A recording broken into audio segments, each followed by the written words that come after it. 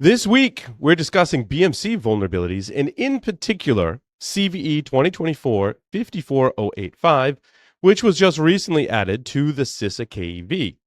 We've also got a very special announcement, so stay tuned. Below the surface, coming up next.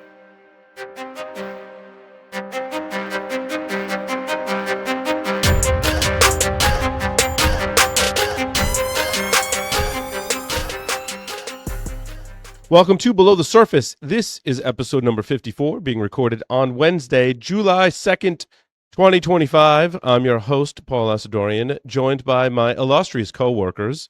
Vlad Babkin is here with us. Vlad, welcome. Hello. Wes Daubry. Happy to be here. And Chase Snyder. Hey, Paul. Good to be What's here. going on? It's good to have you. See, I come here, I come to work for Eclipsium, and all of a sudden you guys are on podcasts all the time. This is what happens. Full I SWAT. love it. Four people. Four people. This is bigger than we've had done in a while. I love it.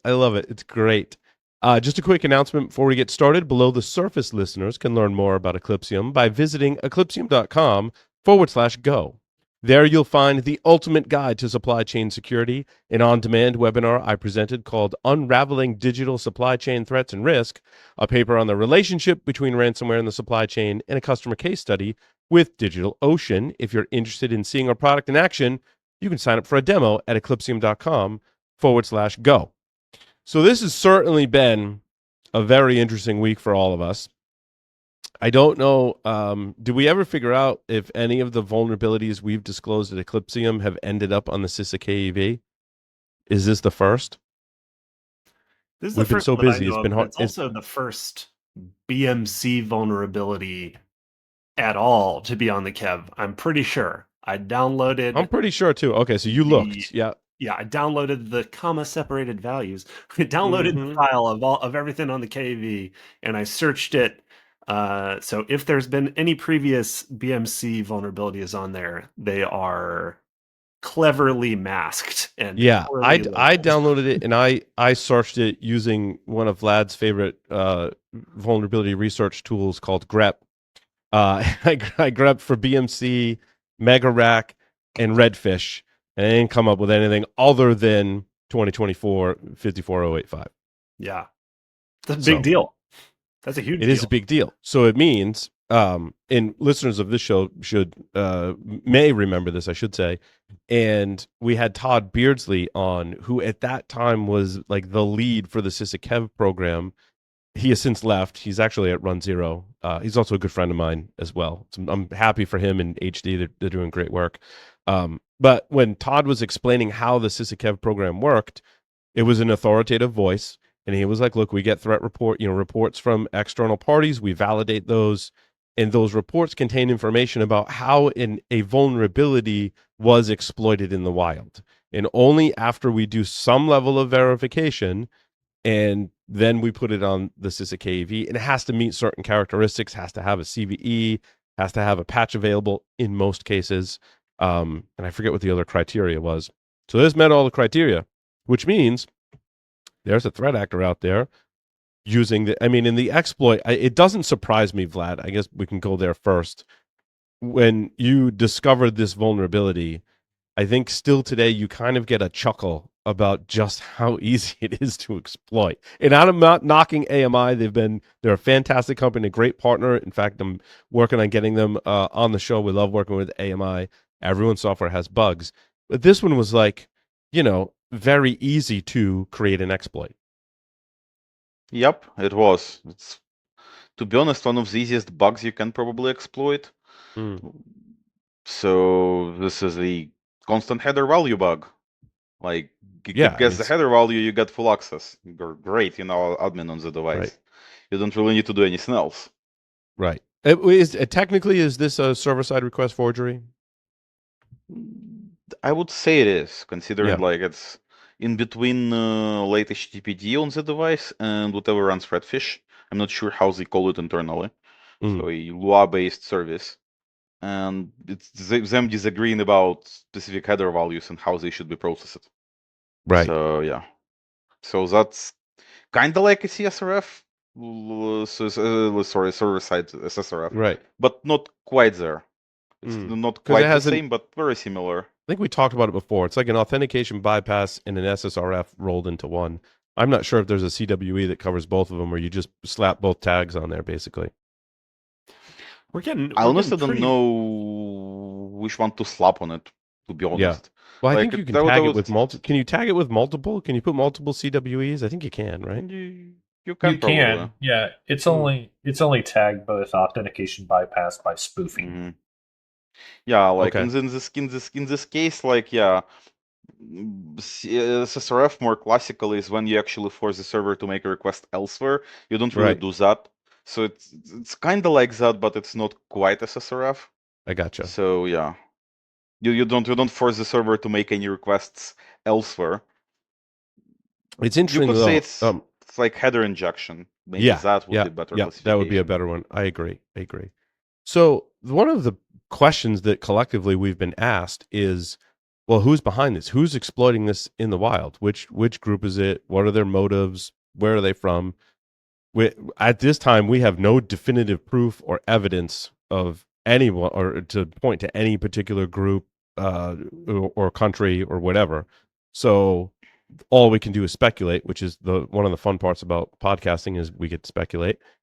So I speculated that I actually prompted in an LLM and asked this question, and like, given this attack, given this CVE against this particular type of technology, like what groups would likely be behind this attack? And it was kind of where I was going. It's the Vault Typhoon, Salt Typhoon, Velvet Ant, largely Chinese-based threat actors that are targeting infrastructure kind of gear and IoT devices. I don't know if anyone else has thoughts on what groups may be behind it. I mean, you're also going to see the ransomware groups go after this kind of stuff too. I mean, anything that enables both escalation of privilege and lateral movement is going to be a key vector that these guys use. Anytime that they get into an environment, they're going to start looking for other avenues to continue to put their hooks in. Yeah. And if they get to, let's say, an administrator's workstation and they're trying to get into an ESX environment or anything like that, first thing they're going to do is like try to take a look at what they can access. And they can go and hit a BMC. This is a trivial exploitation that immediately gives them capability to have full control over the device. So, right. Now the trick is, and we'll probably talk about this more in depth later, is what if you can talk to one BMC from an admin workstation, you could probably talk to all of them. Yeah. And if I can do the same exploit on one system or 1,000 with the same level of effort, then that's why this is such a critical thing that needs to be addressed. Yeah, let's keep going on that for a second. So we said it's a big deal that this is the first one known exploited, and the fact that they haven't disclosed really any details about who's doing it says that that's probably an ongoing investigation, and it could be either ransomware or APT espionage type of thing. But I have two questions that sort of linger in my mind, which one is more for the audience because I have read nothing but this material recently, so I think that I know. But why is it a big deal for a BMC vulnerability to be actively exploited? And also, what took so long for this to happen? We Eclipsium have been disclosing critical BMC vulnerabilities.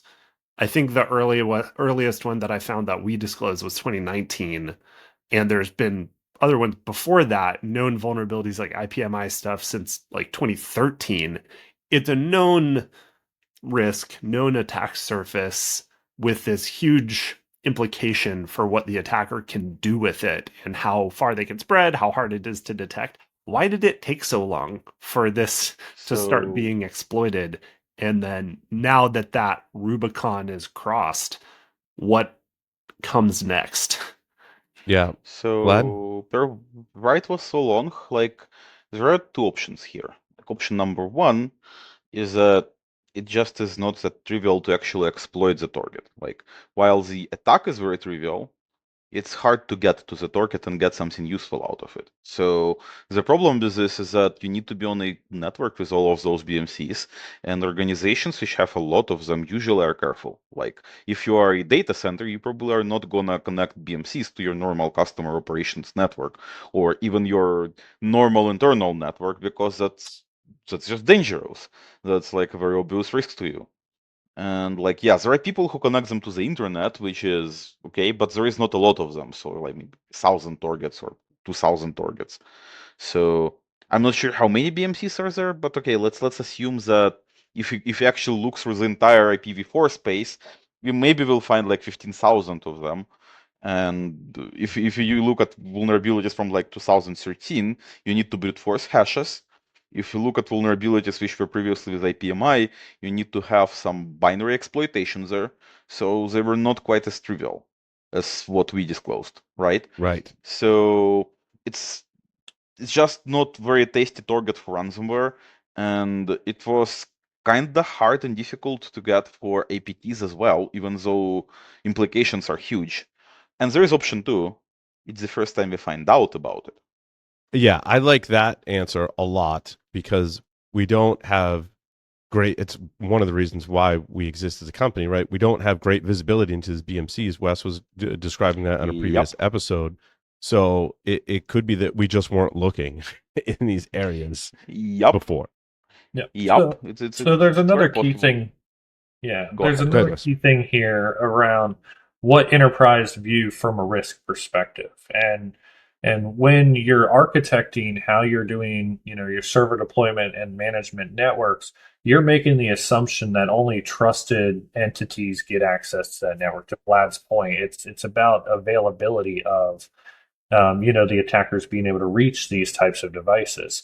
Now, one of the key things when we look at, how enterprises do this is they're assuming you have a trusted entity and a person, you have a trusted device on a trusted network segment, and you're doing, best practices from an authentication standpoint.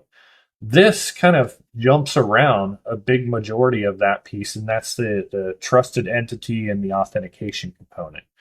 By getting that easy, quick access to it is now opening up the avenue for, huge risk. And that risk now ignores a lot of the things that, as enterprises, we've said has made BMC security much less secure. Now, I mean, this has risen in priority even after, when was that, 2022, that the NSA released the best practice for BMC security. Mm-hmm. And then that was also recently echoed by an operational directive to heavily secure and monitor BMC activity as well. One reason why I really want some of the forensics and incident response data is, I want to know what the attackers did after they successfully bypassed authentication, because oftentimes, as we've seen historically, when there's an authentication bypass, it opens up the floodgates for authenticated command injection attacks, because this authentication bypass just gives you access to the web interface, basically does not give you a shell on the Linux server running on the ASPEED chip inside of it. But once you're authenticated, now again, it's open to go, is there an authenticated command injection that I can then pivot into shell? So I really want to know if that happened or not, because that's a critical piece of data. There could be an ODE floating around for an authenticated command injection. Mm-hmm. Yeah, and I mean, if you can get, sorry, Vlad, if you can get to the BMC, I mean, you could go and reconfigure anything on it that you wanted to, theoretically. So, I mean, you can enable SSH and then jump to an SSH console that's running on the BMC itself. I see. Okay, yeah. You're right. Vlad? So if you want a horror story, BMC and CV1 and V2 both have authenticated code injections, and BMC and CV1 has unauthenticated code execution. So back in the day, those had a default account, which was posted on Twitter, of all places. And you could just find it and, hello, you have password for quite a few BMCs just hanging around, which get you into root shell. So there are quite a few potential holes where you can actually dig down. And aside from us, in that same BMC, like same mega rack, no other changes. There are about like 20 CVs from NVIDIA. Like, Yep. I believe Alex Treshkin was the lead there. I'm not Yep. sure who was leading research there, but There was yeah, one and other person's there's- name on that paper, and I don't remember what it is, and I apologize Yeah. to him in advance. Yeah, Adam there was Dobracki? one other person. Yeah, Adam and there Dobracki. was Okay, thank you, Yeah. Chase. Yeah, I recognize Alex's name because he's done other research in our space that we've covered. Yep. Anyways, case in point, they also have unauthenticated and authenticated command injections as well. And their And some of research them was are- specific to MegaRack or OpenBMC or both. It was right? it was MegaRack and it Mhm. was specifically IPMI.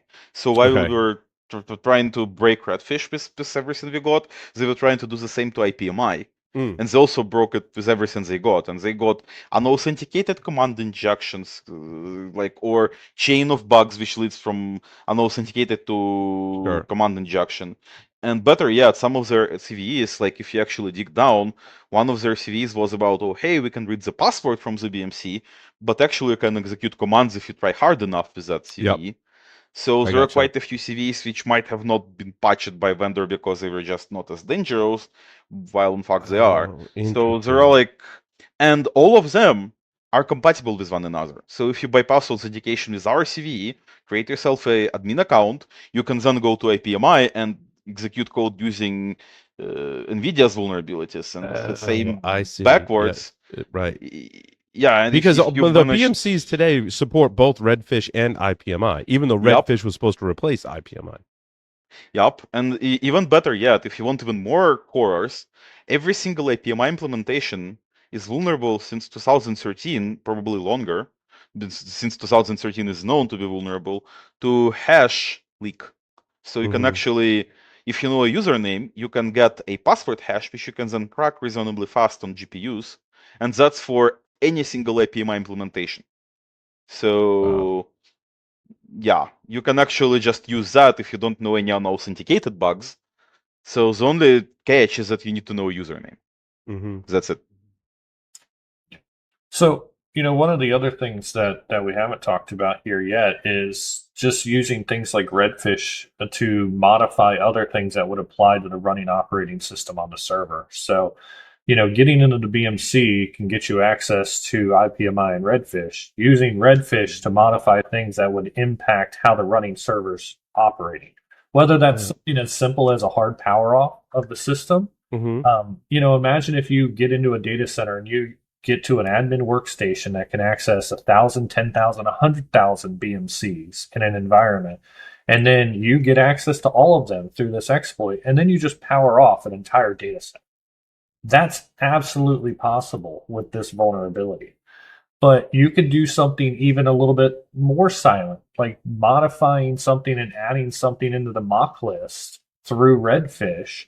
And then you can now exploit malicious code if you have access to the server through another mechanism. So, the opportunities here is effectively giving someone almost physical access to a machine. Correct. It's a great point, Wes. It is essentially physical access to the system, which is also built to still work even if the power's off. Or if the server's powered down, but it's plugged in, the BMC is typically still, unless you flip the rocker switch in the back of the power supply. Of course, in larger data centers, it's probably not just a simple rocker switch in the back of the power, although oftentimes it is. But if that's on, getting power, the BMC is getting power. Yeah, and one of the things that I learned when I used to install servers in data centers was a lot of times if you don't plug in a BMC, it can actually ride on the primary NIC if it was configured that way.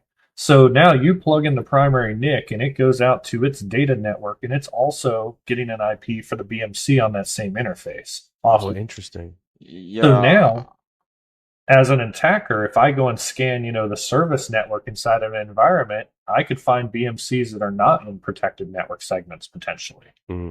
I'll beat it even harder. So there are two things you can do. Thing number one, if you have access to BMC, I'm not speaking about code execution, you just have admin access. So let's say you just bypassed authentication and failed to find any code execution. So, okay, what you can now do is just turn off secure boot. It's not a thing for you anymore because you can configure BIOS from Redfish and from BMCs in general. And you can do whatever the hell you want basically from there. And it gets even better. Even if you don't connect to BMC, and even if your BMC is not configured to ride on your main primary NIC, you can still get to it from the host. Right. So there is a thing called like host Redfish interface, which allows you to get to Redfish from the BMC. And sometimes it's by design not even asking you for authentication in that interface. It's like not a bug, it's a feature. And there is like that. There is also, I do believe it's called KCS, older interface, which allows you to execute APMI commands on the BMC with no authentication whatsoever again. So if you are a bare metal host, you might have unexpected problems there if you didn't configure it properly. So as a spoiler alert. And it's gotten even greater if you find authenticated like code execution in the BMC from the host, and BMC is connected to the network. Well, now you just got into the network with BMCs. Right. You just jumped the network. Yeah. Yep. Yeah. So this is dangerous from not just, and it's a great point. I don't know how much we highlighted this in our communications, but it's an entry point from the BMC side, but also the host side, and it kind of can go back and forth. Yep. So there is a lot of like surface there, and in this case, the only way to actually protect from this is to not allow access to BMC from the host at all. So some BMCs allow you to just disable it.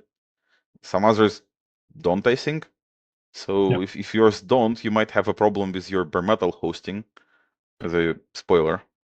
Yeah, it's a bit of a situation where, if you disable something like the IPMI driver, you lose functionality within the BMC itself, within the operating system. Things like, sharing the screen and stuff like that in some. Oh, right. So, it's one of those scenarios of, if I want to use the full capabilities of the BMC, I also have to open myself up for the operating system to talk back to the BMC. And, that's a question that each organization has to weigh the risk on. If I'm a bare metal hoster, for example, I need to maintain the access to that IPMI driver or BMC interface from the host OS and dramatically ensure that it's highly secured.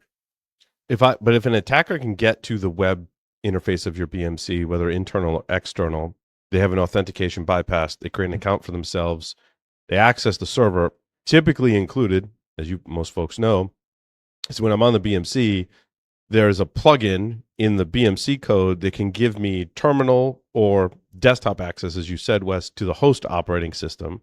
So a risk, kind of a scary attack chain is, I get in the BMC, I disable secure boot for the system, I pop a terminal or display, I put my malware or modify the system in some way, because now secure boot's not enabled, so it's not going to care. I put that on there. And now I've just through the back door delivered malware that the system is blind to. Mm-hmm. Yeah, I mean, there's a tremendous amount of attack vectors on that side. I mean, especially if you do disable something like secure boot and the host is a Linux host. I mean, you could make kernel modifications to lower other security. I mean, you could literally go and loosen up the security on that system that then you could exploit it from a public web interface. Whatever service it's actually hosting. So that's to Vlad's point, the opportunities here are tremendous where this can be not only like an initial attack, but it opens up so many other opportunities. And as you think of the more capable threat actors out there, they could go and pull some kind of an attack chain together to do some incredibly nefarious things. Yeah, I hadn't considered just how dangerous it is. And how much of an attack surface it opens up. Yeah, it is like a horror story for any administrator, basically. It's like you it's very hard to actually approach defending it. It's not the flip switch you can just make it secure. No, you actually have to consider all of that. Like, do you want to keep your IPMI interface to the host turned on to get shell access to it and potentially leave open vulnerabilities, or you don't, and you don't want shell access as well? which makes BMC useless for you potentially. So you are in a tricky situation. So, to case in point, quite a few BMCs modern days allow you to disable unauthenticated access at least. So you can actually disable KCS, you can disable unauthenticated redfish at the very least. So you still have to find the bug, but still you might open up network vectors like our auth bypass. So yeah. Right. So there's configuration hardening. It's not an easy remediation to do it right, because there's configuration hardening, there's network segmentation and network controls, and then you have to update the firmware of your BMC. Yeah, and I mean let's talk about that a little bit, because even regular segmentation of the network is not going to be sufficient in this case. You have to have, micro segmentation, or start to employ things like bastion hosts so that you can start to add layers of isolation to these things. Yep. And if I were to re-architect a data center and look at this, I mean, I would want to only have, systems that manage IPMI to be able to talk to them, and never have a human go directly to something like a BMC. That way I can have my bare metal provisioning solutions that are building the server. They're the only things that can talk to it. I should never, at a certain point, I should never have a human able to actually do that, and I run it through my standardized solutions. Right. So I'll actually add more to this. If you really want to defend your network, you have to break communication in between BMCs as well. So in your segment, you have to make sure that Bastion hosts and only Bastion hosts can talk to BMCs. If you see a BMC to BMC traffic, even attempted traffic, that's a red flag. You have to pretty much ring bells, whistles, whatever, that somebody is doing very bad stuff to that host. Like if you're bare metal, if your BMC on a bare metal tries to communicate to another BMC on its own, that's probably time to actually turn that bare metal server off and start investigating into it, because that's not supposed to be happening. So yeah. And Paul mentioned also many layers of difficulty in mitigating this thing, but one of them is that you have to patch your firmware of the BMC. But it's not like it's like, okay, AMI Mega Rack firmware is present in BMCs from many different vendors, some of which might very quickly roll out the patch into their BMCs, and some of which might take longer. And you or never. Or never. And you, as the owner of the data center, if your vendor hasn't rolled out a patch, you can't necessarily just go in and patch that. So there's this lag time built in, which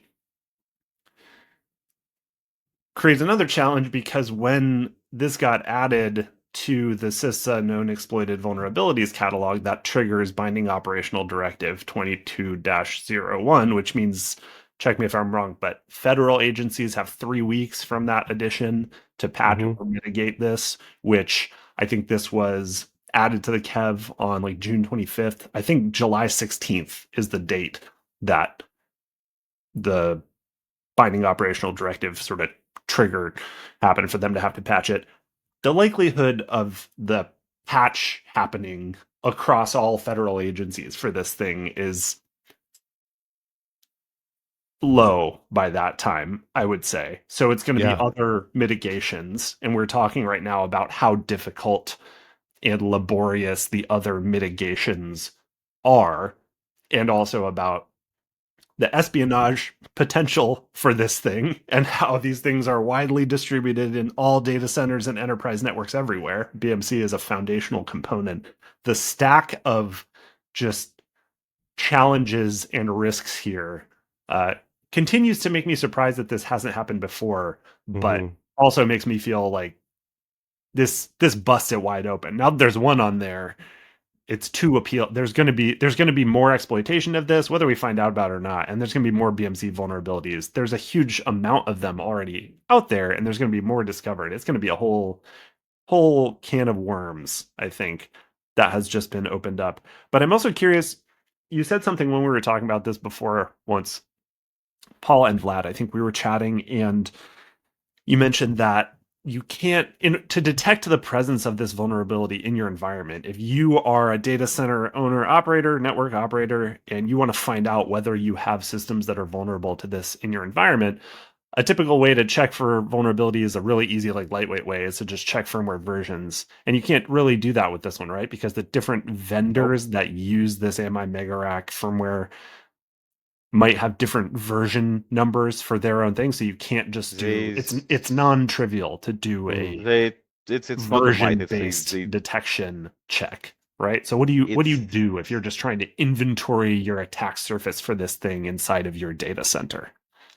So you have to assume that every BMC is vulnerable to it. If like I tried to inventory it like this, even if it is not vulnerable to this one, it's going to be vulnerable to something else. Like there is a plethora of bugs.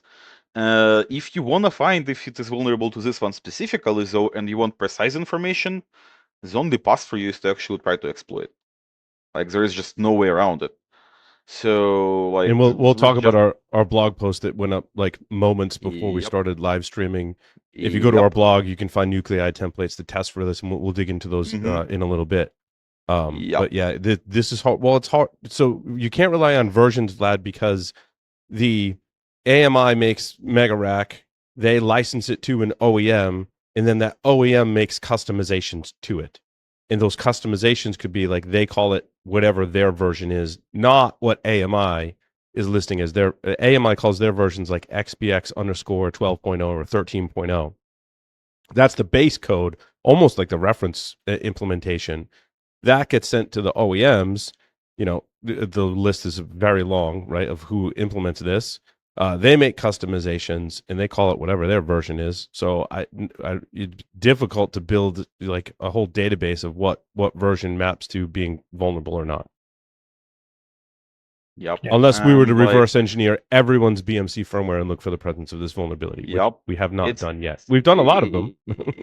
It gets even better because version numbers might be per server, like per model. And it gets even better yet because some of them might not even be patched. So even if you very much build a database of all the version numbers of all the firmwares for every server and look for CVEs and change logs to find the fixed versions, you never know if it was not fixed in some other server ever. Correct. Because it reached end of life. Like there are probably servers which are not gonna get patched ever. Yeah. Like the spoiler alert. Like yeah, and those servers that aren't going to get patched ever, going back to Chase's point about U.S. government binding operational directive 2201, there are servers that exist out there that can't get patched because they're already too old to get the update.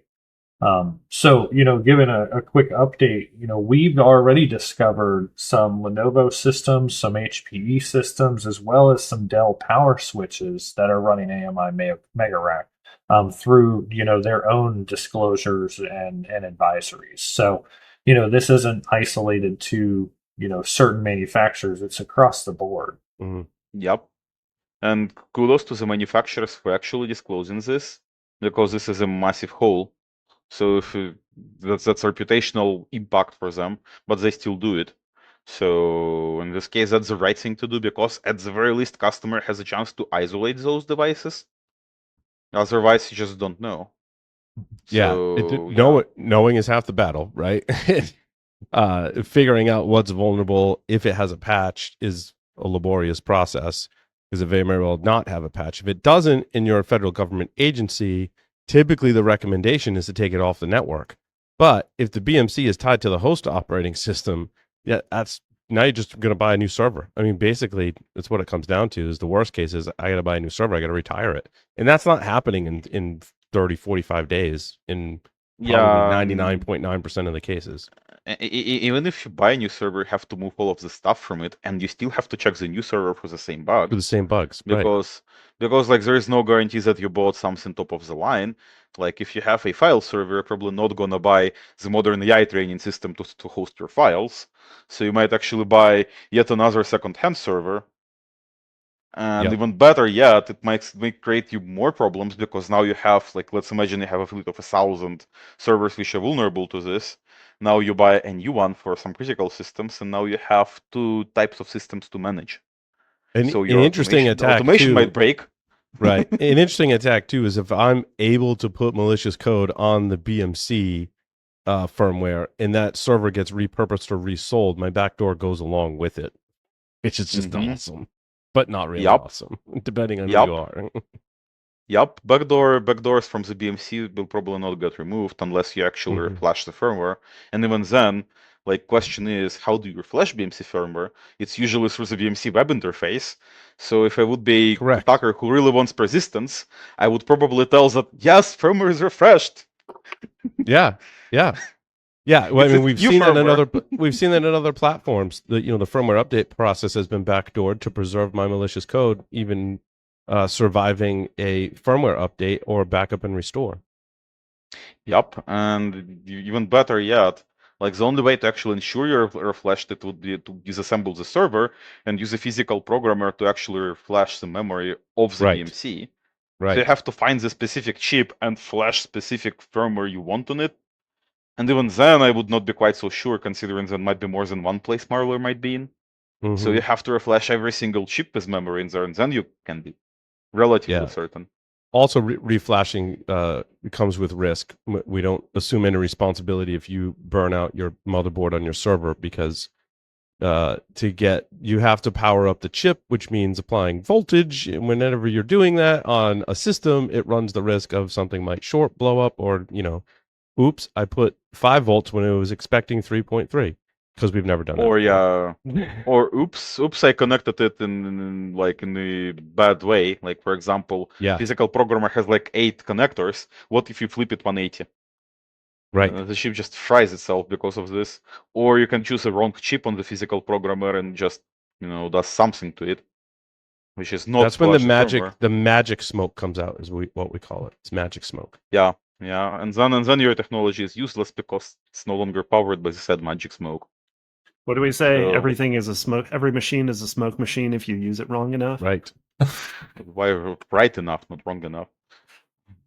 So we did recognize some of the challenges here, and we worked internally. I was like, how do we discover this vulnerability? And it turns out we had nuclei templates that could test for it. And when I observed the industry and the community, I was like, hey, I'm not finding great tools to test for these vulnerabilities on BMCs.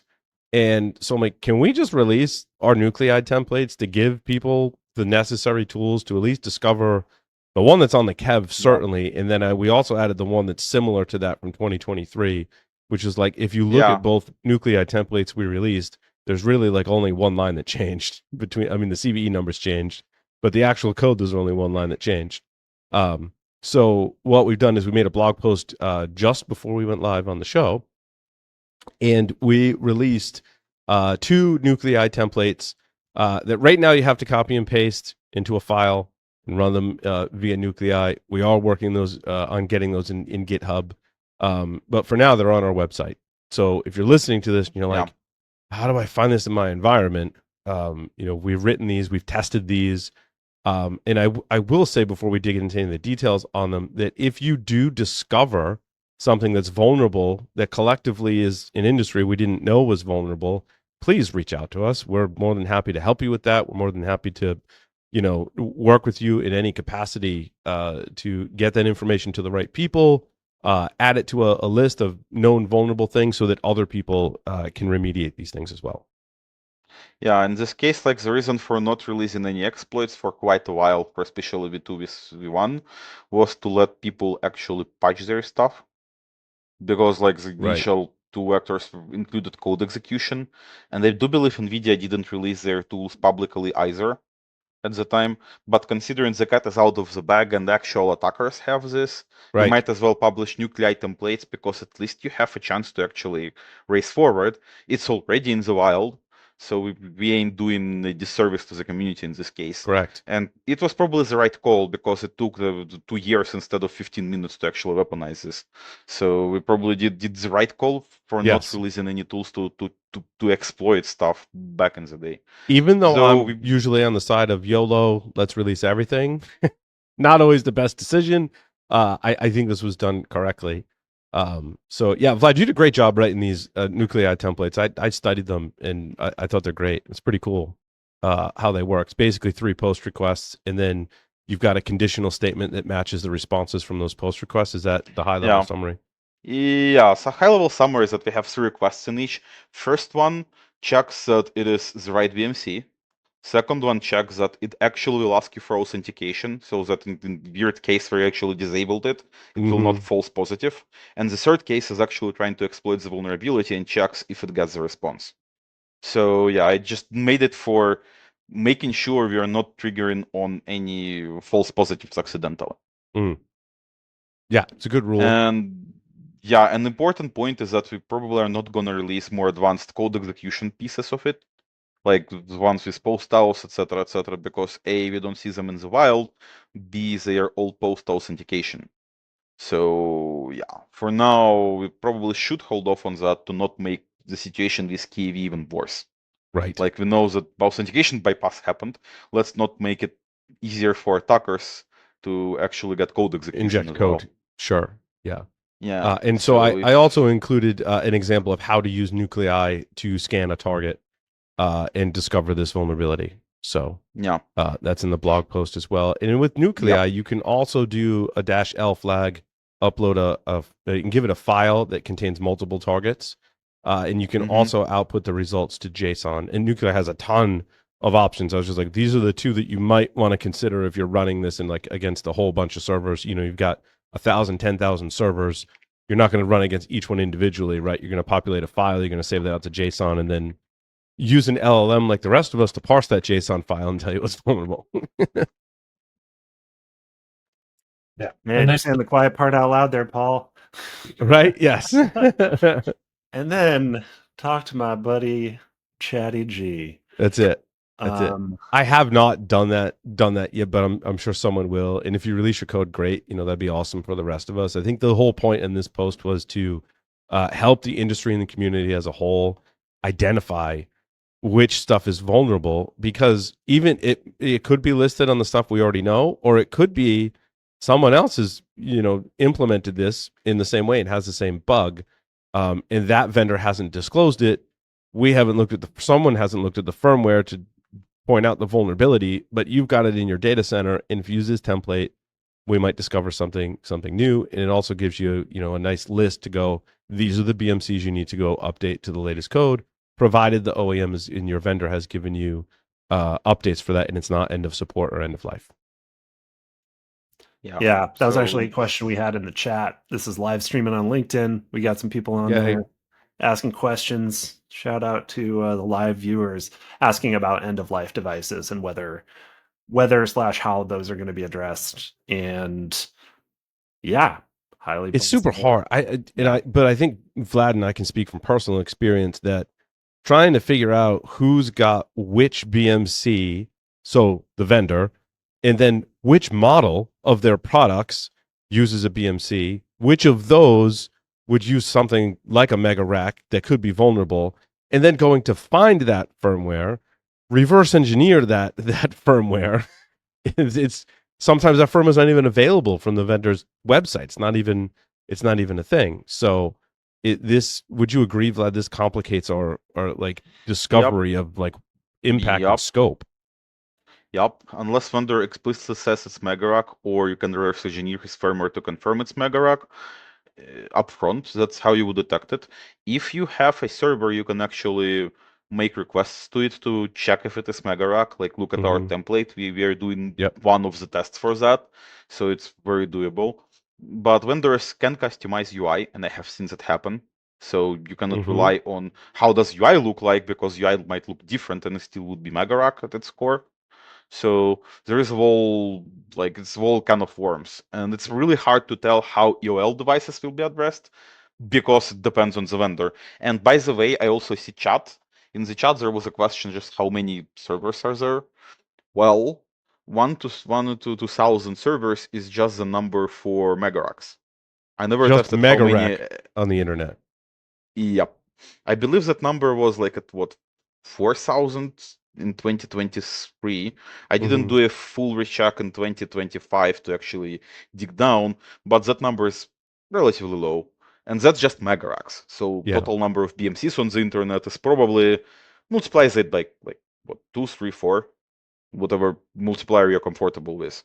So right. Yeah, it's hard to get accurate data as to what's out there on the internet too. I know Shodan gave me 1,200, 1,400, and when I looked, some of them were tagged and Shodan with the tag cloud, and they tried back to Linode and other cloud providers. Some of them were actually labeled honeypots. I don't know how accurate those tags are in Shodan. So it's tough to say what's on the internet. Yeah, and it's very tough.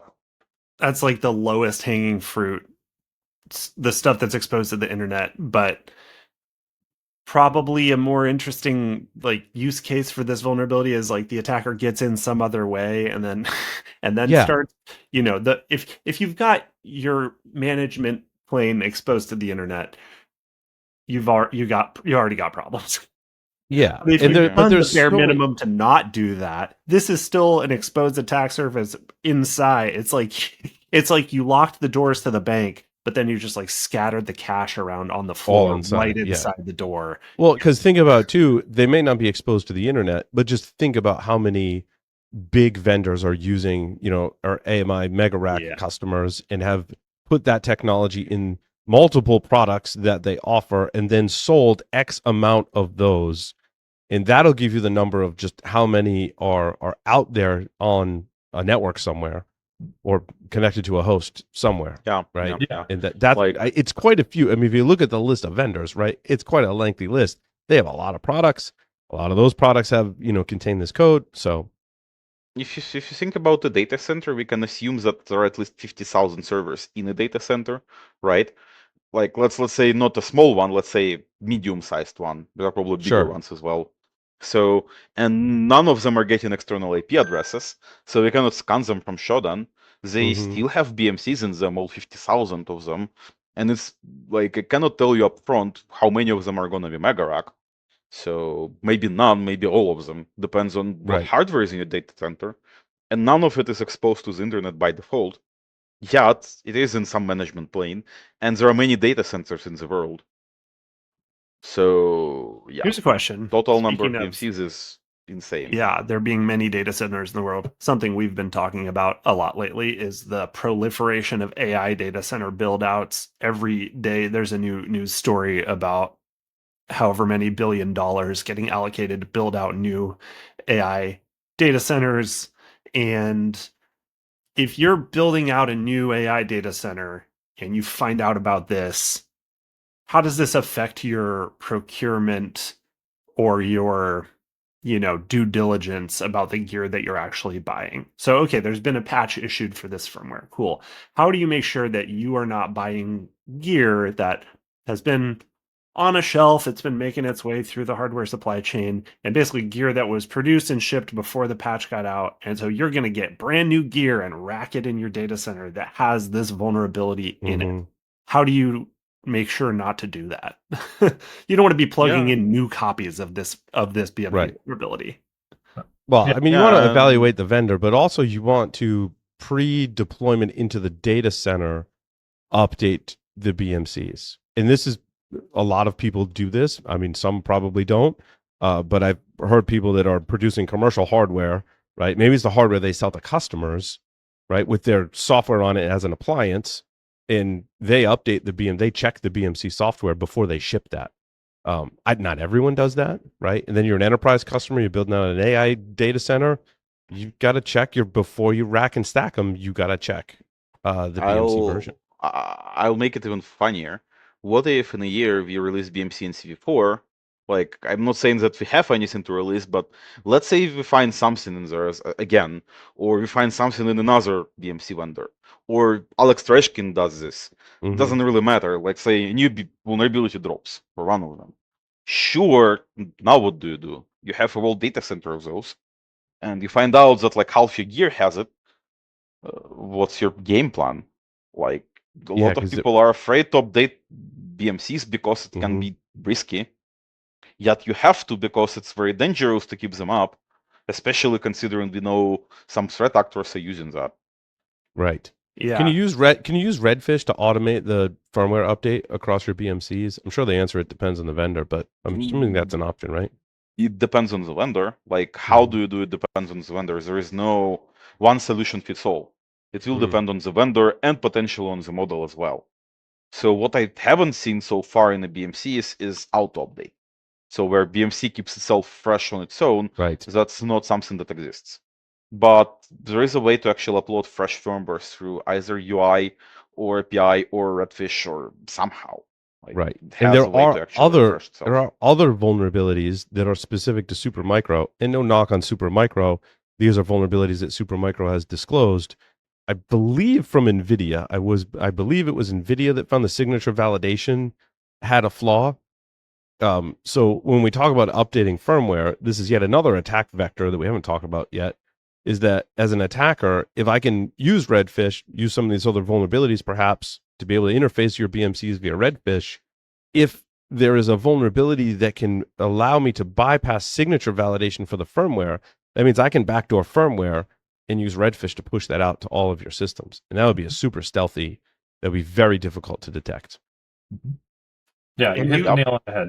Can be scalable and can be used to do those kinds of attack vectors where, if it's not doing the signature verification and or actually doing any sort of validation against that, you could even go so far as to roll out through Redfish with this attack of something that bricks every BMC. And, if I shut down every server and then bricked every BMC in a data center, that would not be the fastest to recover from. Right. Hello, right. BMC in CV2, we had as a demo a permanent shutdown of a server, where Vlad wrote one, and thankfully you have not released that to the public. And I don't want to give attackers any idea, but Vlad has proven it's possible. It's actually not difficult. I'm not gonna go into details, but let's say that it took me about 3 lines of the actual script to do this, and a bit of sorcery to actually get code execution going and tie it to code execution. That's about it. And the server, starts shutting down itself every 10 seconds.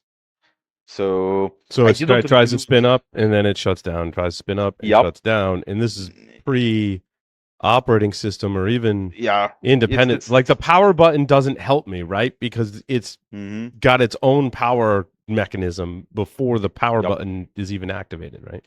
Bro, so turn it off and turn it back on. You take that away. The main tool, the most important tool in the toolkit, turn it off and turn it back on, has been turned against you. That's dark, man. Vlad, I can't believe you did that. In my demo, I didn't actually lock BMC interfaces, but it's not that hard to actually get some IP tables rules going so that BMC is locked within itself so that you cannot access it from outside.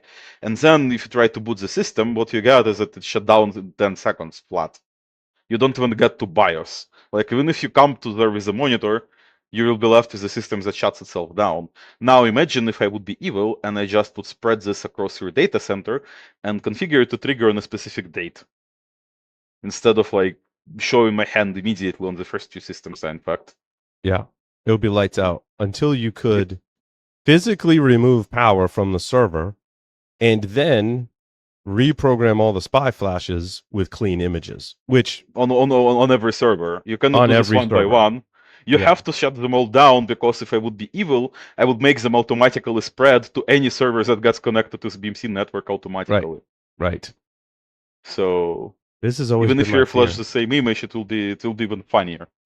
It will get infected immediately again, and that would be the shut down your data center kind of attack. Maybe not entire data center, but a fraction of the hardware, whatever has mega rack.